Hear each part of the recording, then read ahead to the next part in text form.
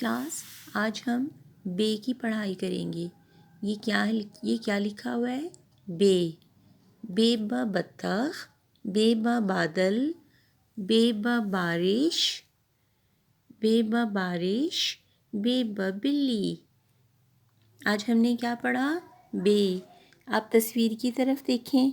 अहमद, बीना, बिल्ली, बत्तख, बच्चे, बारिश, बादल। कितना खूबसूरत लग रहा है ना सब।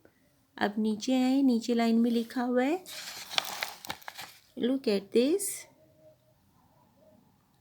अहमद और बीना अपनी बिल्ली के साथ बाग में आए।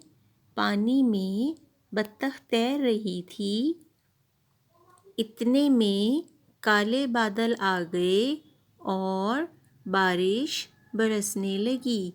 हमने बे से शुरू होने वाली आवाज़ों के अल्फाज उनको देखना है और उन पर दायरा लगाना है। ओके, जैसे देखें, बीना, बिल्ली, बाघ, बत्तख,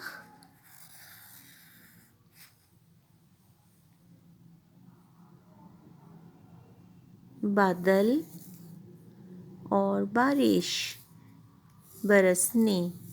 ओके क्लास, आज हमने कौन सी कहानी पढ़ी? आज हमने बे की कहानी पढ़ी।